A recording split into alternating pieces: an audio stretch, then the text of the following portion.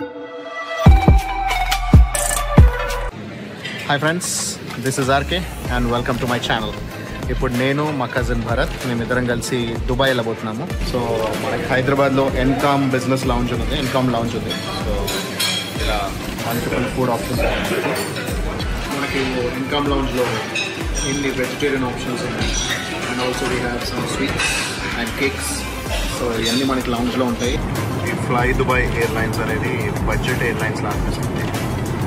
అందుకే మనకి తొందరలోనే దుబాయ్ ఎయిర్పోర్ట్లో ల్యాండ్ అవుతుంది. సార్కే and welcome to my channel. ఇప్పుడు నేను మా కజిన్ భరత్ మేమిద్దరం కలిసి దుబాయ్ వెళ్ళబోతున్నాము. సో దుబాయ్ నుంచి మేము అజర్బైజాన్ నుంచి జార్జియాకి, ఆ తర్వాత మా వాడేమో ఇండియాకి వచ్చేస్తాడు, నేను అర్మేనియాకి. సో ఇది ప్రస్తుతానికి ఒక 4 కంట్రీ ట్రిప్కి వెళ్తున్నాము. This is my 10th time travel to Dubai and Bharat is travelling for the 2nd time to Dubai. కాకపోతే ఆఫ్టర్ 7 years నాకు ఒక 7 months కూడా గ్యాప్ రాలేదు దుబాయ్కి వెళ్ళి. సో ఈరోజు నేను ఫ్లై దుబాయ్ ఎయిర్లైన్స్లో ట్రావెల్ చేస్తున్నాను దుబాయ్కి. So fly Dubai is also acquired by Emirates. So మాకు బిజినెస్ క్లాస్కి అప్గ్రేడ్ చేసుకున్నాం మేము. So business class ticket on fly Dubai మాకు 30,000 వచ్చింది. 20,000 ఎకానమీ ప్లస్ 10,000 రూపీస్ ఫర్ అప్గ్రేడ్కి. కానీ అదే economy class of Emirates flight వచ్చి ఇట్ ఈస్ 47,000. అంత డిఫరెన్స్ ఉంది. సో మాకు ఇక్కడ బిజినెస్ క్లాస్ కూడా అక్కడ ఎకానమీ క్లాస్ కంటే తక్కువ దొరికింది. అందుకని we're flying on flydubai for the first time. So let's see flydubai experience ఎలా ఉంటుంది అనేది, అక్కడ బిజినెస్ క్లాస్ ఎలా ఉంటుందని చూద్దాం. మనకు ఆల్రెడీ బిజినెస్ క్లాస్లో లౌంజ్ కూడా ఉంటుంది కాబట్టి we're now going to the lounge. ఇక్కడ లౌంజ్ యాక్సెస్ ఎంజాయ్ చేస్తాము. దాని తర్వాత బిజినెస్ క్లాస్లో బిజినెస్ సీటింగ్ ఎంజాయ్ చేస్తాము. అక్కడ కూడా బిజినెస్ క్లాస్ ఫుడ్ ఎంజాయ్ చేస్తాము. ఆ తర్వాత we will travel to Dubai. See you. So మనకి హైదరాబాద్లో ఎన్కామ్ బిజినెస్ లాంచ్ ఉంది, ఎన్కామ్ లాంచ్ ఉంది. సో ఇలా multiple food options. So food options we can explore and then have some rest. తర్వాత మనకి కరెక్ట్గా ఫ్లైట్ టైంకి మనము ట్రావెల్ చేయొచ్చు అన్నమాట. So this is the plus point of upgrading to business class. మనకి ఇన్కమ్ లాంజ్లో ఇన్ని వెజిటేరియన్ ఆప్షన్స్ ఉన్నాయి. And also we have some sweets and cakes. So ఇవన్నీ మనకి లాంజ్లో ఉంటాయి. వాటర్ ఉంటుంది, ప్లస్ జ్యూసెస్ ఉంటాయి. అండ్ ఆల్సో ఆల్కహాల్ తీసుకునే వాళ్ళకి ఆల్కహాల్ కూడా దొరుకుతుంది. అండ్ ప్యూర్ నాన్ ఆల్కహాలిక్ కాబట్టి నాకు ఆల్కహాల్ కోసం. ఈ ఫ్లై దుబాయ్ ఎయిర్లైన్స్ అనేది బడ్జెట్ ఎయిర్లైన్స్ లా అనిపిస్తుంది. అందుకే మనకి ఇలా ఉంది. అండ్ ఇక్కడ చూసుకుంటే దుబాయ్ సిటీ లైటింగ్ అంతా కనిపిస్తుంది. Night view. We are going to land in Dubai very soon. So ఖచ్చితంగా బడ్జెట్ ఎయిర్వేస్ ఇది. కానీ అయినా కూడా మనకు ఒక బెనిఫిట్ ఏంటి అని అంటే బిజినెస్ క్లాస్. ఆబ్వియస్లీ మనకి ఎమిరేట్స్లో ఎకానమీ క్లాస్ కంటే ఫ్లై దుబాయ్లో బిజినెస్ క్లాస్ అయితే ఖచ్చితంగా బెటరే. సో వ్యూ చూస్తున్నారు కదా, సూపర్. ఈ రోడ్లు చూస్తున్నారా, ఏదో పాము వెల్కలు తిరిగినట్టు ఉంది కదా. నాకు తెలిసింది ఖచ్చితంగా దుబాయ్ అయితే కాదు, యూఏఈలో ఈ రస్సల్ ఖైమాను లేకపోతే ఇంకేదైనా సపరేట్ ఎమిరేటీ అనిపిస్తుంది. ఎందుకంటే దుబాయ్లో ఇంత స్పేస్ అయితే కనిపించదు. రోడ్డు పక్కన ఇవన్నీ రోడ్లు అనమాట. లైటింగ్స్ ఇలా పెట్టాడు. ఇది అసలు సిసలైన దుబాయ్. ఎందుకంటే పాము మెలికల మధ్యలో మనకు అన్ని సిటీ లైట్లు కనిపిస్తున్నాయి. ఇంతకుముందు అంతా ఓన్లీ పాము మెలికలు మాత్రమే కనిపించాయి.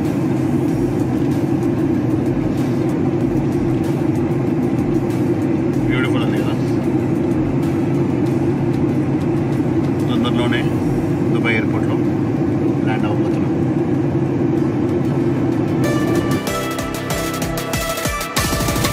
ఇది అసలు సిసలైన Dubai night sky line.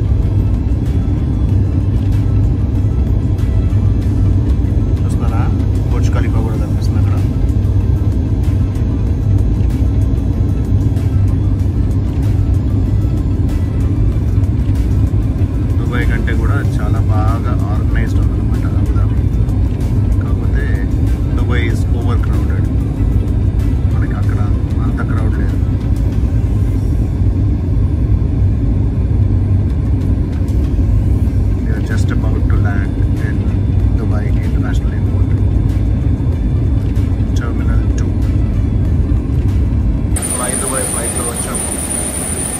Dubai terminal 2 దగ్గర బిజినెస్ క్లాస్ కోసం సపరేట్గా ఒక బస్సు వేసాడు, సపరేట్ సీటింగ్ ఇచ్చాడు ఇక్కడ. మొత్తానికి ఫస్ట్ టైం బిజినెస్ క్లాస్ కోసం సపరేట్ బస్ చేయడం అనేది చూస్తున్నాను. ఈ ఫ్లైట్ పోయి అతను బడ్జెట్ ఎయిర్లైన్స్ అయినా సరే మనకి ఒక సపరేట్ బస్ వేసి మనం డైరెక్ట్ ఎకానమీ క్లాస్తో కాకుండా ముందే వెళ్ళిపోవచ్చు, వెళ్ళి మన లగేజ్ అనేది కలెక్ట్ చేసుకోవచ్చు. ఎట్లా ప్రయారిటీ ట్యాక్స్ ఉంటాయి కాబట్టి మనది ఫస్ట్ బ్యాగ్స్ అనేది ఫస్ట్ వచ్చేస్తుంది. ఓకే, సో ఇక్కడ ఏమవుతుందనేది తెలీదు. దుబాయ్ టర్మినల్ 2లో ఇమిగ్రేషన్ లైన్లో నాదైతే స్మార్ట్ గేట్ ద్వారా వచ్చేసాను నేను. మనకి ఇక్కడ ఇండియాలో డిజి యాత్ర ఎలాగో జస్ట్ మన ఫేస్ స్కాన్ చేసేసి అలౌ చేసింది. మా కజిన్ మాత్రం పక్క దాంట్లో ఉండే, అతన్ని మాత్రం ఆఫీస్ తీసుకెళ్ళారంటే ఎందుకో తెలియదు మరి. అది కూడా నాకు ఇప్పుడు వాట్సాప్లో నాకు మెసేజ్ చేస్తే అర్థమైంది. సో దాదాపు అరగంట అవుతుంది, ఇంకా మావాడైతే రాలేదు. సో నాదేమో hardly less than 1 minute face స్కానింగ్తో అయిపోయింది. మా వాడికి పాస్పోర్ట్, వీసా అన్నీ ఉన్నాయి, కానీ ఎందుకు ఇంతసేపు కూర్చోబడుతున్నారో తెలియదు. Still waiting for it. మొత్తానికి మా కజిన్ అయితే వచ్చాడు, ఒక 45-50 నిమిషాలు కూర్చోబెట్టారు. అది ఎందుకనేది రీజన్ ఇప్పటికీ తెలియదంట ఆఫీస్లో. సో అక్కడ ఇమిగ్రేషన్ ఆఫీసర్ అక్కడ ఉన్నాడు, చూస్తున్నాడు. ఇద్దరు ఉన్నారు, ఇద్దరు చూస్తున్నారు. ఎంతమంది ఉన్నారు అక్కడ వెయిటింగ్లో? ఇంకా నేను కాకుండా ఇంకా 4-5 members ఉన్నారు. వాళ్ళు ముందటి నుంచి ఉన్నారు, నాకంటే ముందు ఉన్నారు. అదే నేను ఇక్కడ బయట నుంచి అడుగుతున్నా, ఎందుకు మా కజిన్ ఎందుకు ఆపారు, నేను ఎట్లా తీసుకురావాలంటే అంతకుముందు ఏమన్నా అయిందా, ఏమన్నా అంటే మా వాడు ఆల్రెడీ 7 years బ్యాక్ ఒకసారి వచ్చాడు, అప్పుడు 15 years పిల్లోడు, ఇప్పుడు 22 years. సో ఇప్పుడు వాడు ఇంకా అసలు ఎక్కడికి ట్రావెల్ కూడా చేయలేదు, అలాంటిది ఇబ్బంది కూడా లేదన్నారు. సో మరి వాడికి ఏం క్వశ్చన్ వచ్చిందో, ఏం డౌట్ వచ్చిందో, కానీ మొత్తానికైతే మాత్రం ఇది ఫస్ట్ టైం ఎక్స్పీరియన్స్ ఇది దుబాయ్లో. సో ఇమిగ్రేషన్ ఆఫీస్లో ఇక్కడ ఆపే అవకాశం కూడా ఉందనేది అర్థమైంది మనకి. బట్ ఎనీవేస్, సో ఫైనల్లీ సేఫ్గా వచ్చేసావు, ప్రాబ్లం ఏం లేకుండా. So be happy. అండ్ ఇక్కడ సిమ్ కార్డ్ కూడా తీసేసుకున్నాము. So yeah, so we're heading towards the hotel. So finally మా ఫ్రెండ్ కార్ ఎక్కేసాము దుబాయ్లో. సో అలా కథ సుఖాంతమైంది అట్ ద మూమెంట్. దాని తర్వాత నెక్స్ట్ ఇది ఎంట్రీ మాత్రమే. సో నెక్స్ట్ ఏం జరుగుతుందనేది ఇంకా నెక్స్ట్ వీడియోస్లో చూద్దాం. ఇక్కడ మీకు కనిపిస్తుంది ఇప్పుడు ఇది అల్ మక్తుమ్ బ్రిడ్జ్.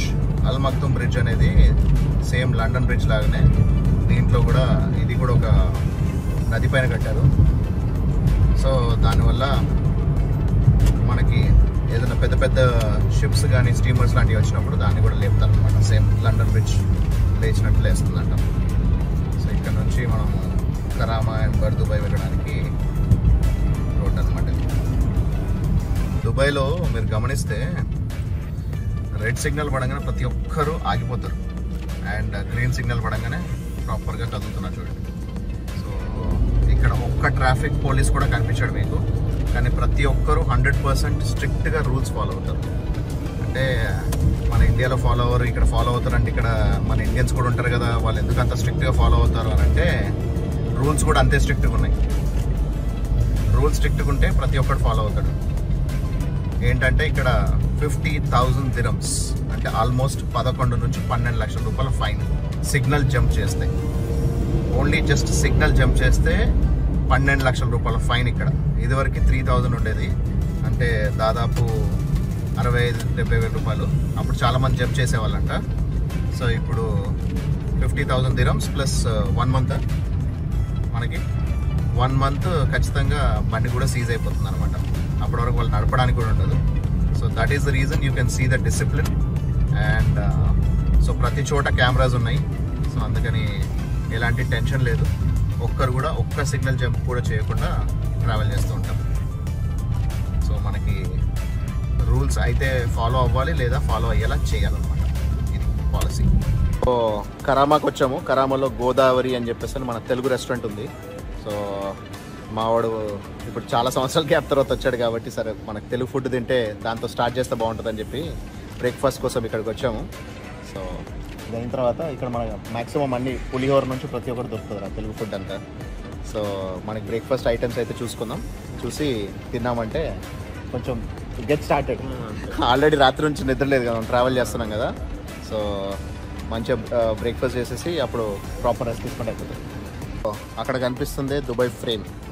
సో కరామాలోనే ఉంది, ఆ బ్యాక్గ్రౌండ్లో మాట్లాడుకుందాం. సో మొత్తానికి ఏమైందిరా అసలు ఫస్ట్ ఆఫ్ ఆల్? పిలిచిండు నీ లెక్కన నేను కూడా స్మార్ట్ గేట్ ఇట్లా వెళ్దాం అనుకున్నా. ఓకే. పాస్పోర్ట్ పెట్టినాక ఇన్వాలిడ్ అనుకుంటూ వచ్చాడు వాళ్ళ సెక్యూరిటీ గార్డు అటు సైడ్ వెళ్ళమన్నాడు. పాస్పోర్ట్ ఇన్వాలిడ్ అని వచ్చిందా? పాస్పోర్ట్ ఇన్వాలిడ్ అని కాదు, వెరిఫికేషన్ ఇన్వాలిడ్ అన్నట్టు ఏదో వెరిఫికేషన్ ఫెయిల్ టైప్ లో వచ్చింది. ఓకే. నార్మల్గా ఇప్పుడు పేమెంట్ కాలేదని రెడ్ కలర్ ఎట్లా వస్తుందో సేమ్ అలాంటి ఎర్రర్ వచ్చింది. ఓకే. సరే ఎర్రర్ వచ్చింది మరి. సో నాది లిటరల్ ఎట్లా అంటే మనకి డిజి యాత్రలో ఫేస్ ఐడి ఉంది అంతే. నేను ఇమిగ్రేషన్ ఆఫీసర్ దగ్గర కూడా వెళ్ళలే, నేను డైరెక్ట్ వెళ్ళిపోయా. సో నీకు మాత్రం ఎర్రర్ అని వచ్చేసరికి అటు వెళ్ళేదా? యాక్చువల్లీ ఇప్పుడు ఏం జరుగుతుందంట అంటే దుబాయ్లో గత అంటే ఈ 1-2 months నుంచి బ్యాంకింగ్ స్కామ్స్ చాలా అయిపోయినాయంట. సో ఆ స్కామ్స్ వల్ల అంటే మరి వాళ్ళు ఏమైనా రెస్ట్రిక్షన్స్ చేద్దాం అనుకుంటున్నారా లేకపోతే ఏమవుతున్నారో తెలియదు, కానీ ఏదన్నా ఇప్పుడు నువ్వు అన్నట్టు సో ఇప్పుడు నీ ఫేస్ ఐడి డిటెక్ట్ చేయలేదు కదా, అట్లా డిటెక్ట్ చేయని వాళ్ళది మనకు తెలియకుండానే వాళ్ళు బ్యాక్గ్రౌండ్ చెక్ చేస్తారనుకుంటా. ఇప్పుడు నేను 45 minutes వెయిట్ చేశారంటే నాకు జార్డన్లో జరిగింది ఇట్లా 1/2 hour వెయిట్ చేయించారు అక్కడ. ఆ తర్వాత అన్ని మన రిటర్న్ టికెట్స్ హోటల్ అవన్నీ తీసుకొని ఆ తర్వాత లాస్ట్కి ఎంట్రీ ఇచ్చారు. కానీ ఇప్పుడు నేను ఈసారి ఏం అడగలేదు, కాకపోతే జస్ట్ చూసాడు ఫేస్ చూసాడు.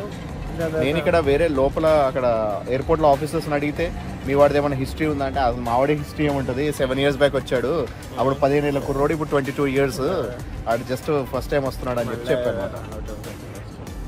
సో ఇట్స్ ఓకే, మనకి ఇది ఒక ఎక్స్పీరియన్స్. సో కొంచెం ఇప్పటి నుంచి అన్నా నువ్వు నా ముంగట లేకపోతే సేమ్ లైన్లో ఉండు, పక్క లైన్లో ఉంటే నేను ముందుకెళ్ళిపోయి ఆగిపోవాల్సి వస్తుంది. సో అది జరుగుతుంది. సో మొత్తానికి ఫ్రెండ్స్ మీరు ఎవరైనా వచ్చేటైతే ఫ్యామిలీతో వచ్చేటైతే అందరు కలిసి ఒకటే గేట్లో ఎంటర్ అవ్వడానికి ట్రై చేయండి, so that you will not have issues.